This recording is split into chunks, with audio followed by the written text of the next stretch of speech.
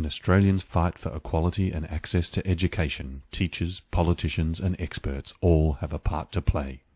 These are their stories.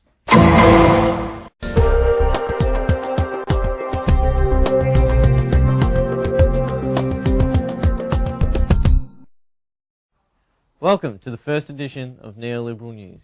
Tonight we'll be focusing on the traditional neoliberalist approach, where the continuous push towards the universal commodification of services and the broadening and the creation of the free market are a hot topic. Tonight's top stories, we will be discussing some of the current issues in education, which include NAPLAN and the introduction of the My School website, the white paper Australia in the Asian Century, and why market reforms persistently increase inequality and the role that teachers take in this context. To our first story tonight, we cross live to Kaz, who's at Parliament House reporting on the white paper Australia in the Asian Century. The recent publication of the white paper Australia in the Asian Century focuses on 5 major points. The federal government suggests focusing on prosperity and strength, which they believe is a fair society and open, resilient economy. The second focus area is that Australia needs to develop its capabilities by investing in skills in education, by encouraging universal participation and by developing productivity and performance. Regional access requires all Australians to encourage trade relationships and developing open markets to operate and connect with the Asian markets. The fourth focus area is concerned with stability and sustainable security by building trust and cooperation with the Asian region and coordinating rules-based global order. The final focus area looks at deepening and broadening regional relationships through social, cultural, political and economic ties with our close neighbours. Australians can unlock the benefits of economic growth through these regional partnerships involving business unions, educational and cultural institutions. This paper will guide government actions up until 2025 and provide a pathway for Australia in the Asian Century. Back to you, Anchorman. Thanks, Kaz. So, what is the neoliberal agenda? Here to interpret this for us is expert sociologist Raewyn Connell. Thanks for having me. Since the early 80s, there's been a growing trend in policies around creating free markets because a growing number of policymakers, elite business tycoons and socially advantaged people believe in the benefits of a growing economy. On the face of it, it seems logical. A country can't run on a deficit, so it should strive to operate in surplus. However, neoliberal policies go deeper than this. They seek to make markets wider and create new markets where there were none. Expanding the terrain of profit-making is their definition of development. Neoliberalism pushes towards the universal commodification of services. Australia in 2014 now has an entrenched NAPLAN testing program, and along with the introduction of My School in 2010, has provided the identification of schools needing allocated resources and benchmarking students against national standards. But the implementation of these two programs has seen its critics. We now have Education Minister Chris Pyne from the Liberal Party and Principal of Whoop Whoop Primary School, Ben Butler, to discuss the issue. Chris Pyne, do you feel that these two programs that provide school rankings divert funds from the public sector and disadvantage lower socio-economic groups whilst bolstering the privatisation of the education market? These programs don't advantage the private sector in any way. It allows the government to determine schools that need the funding and resources in order to achieve national and international standards. However, growth and prosperity through the privatisation of the education market will boost our Australian economy. Ben Butler, you're the principal of Whoop Whoop Primary School. What do you think of these comments? Chris Pyne, along with the rest of the Australian government, have scripted NAPLAN testing to the implementations of the My School website to be of benefit to the society. However, the genius of My School is to make a vast public display of the losers, school by failing school, to a centrepiece of national education policy.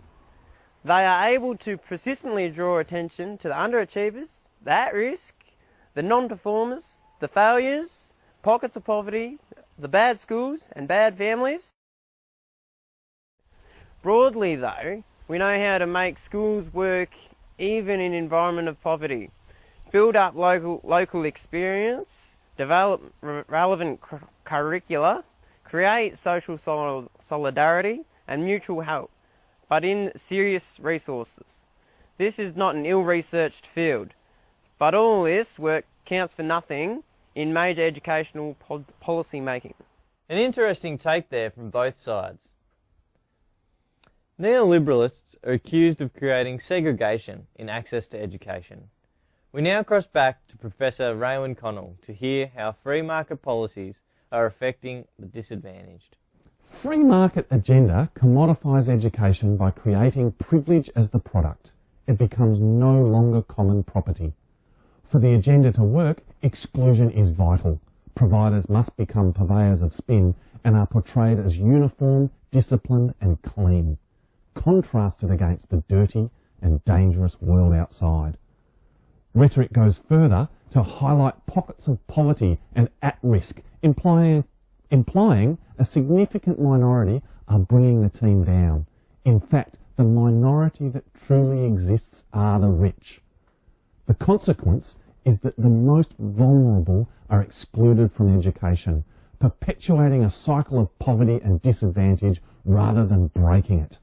Finally, as the elite tightens their grip on media and free speech, making public rigorous debate impossible, I implore educators as change agents to help build alternative spaces where critique, expression and alternatives are proposed.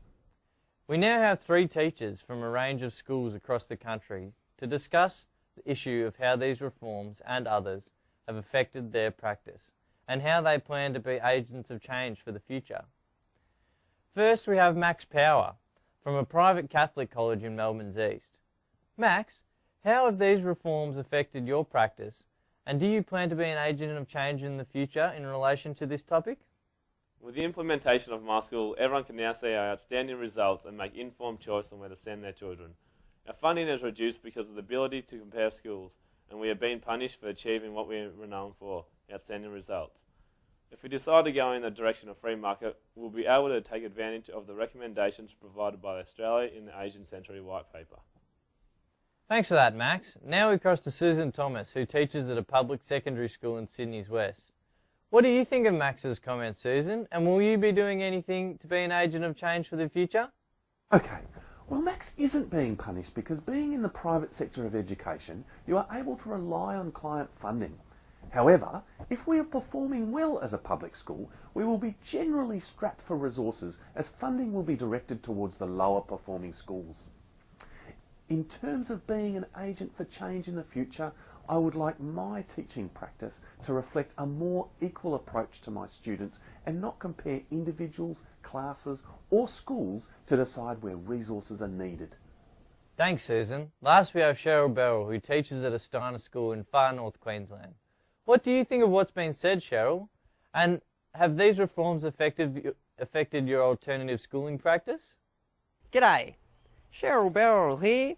I can see the value of both sides of the argument, but I feel as though the implementations of the NAT plan and the My School website is a step towards becoming more and more of a neoliberalist society. Having the students come from a variety of backgrounds, well off and living in poverty, it would be good to see students not being compared, but still receiving the equal opportunity from the education system. There you have it, a few different sides of the neoliberalist argument within education. Thanks for watching Neoliberalist News tonight, and we'll see you tomorrow.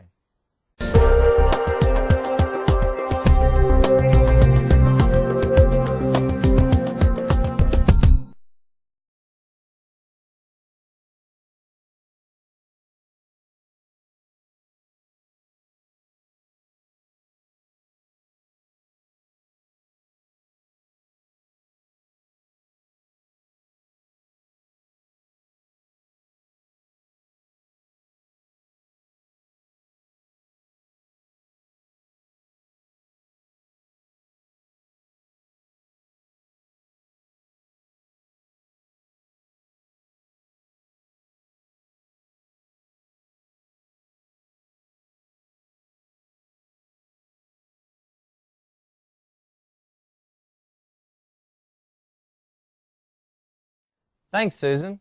Last we have Cheryl Beryl, who teaches at...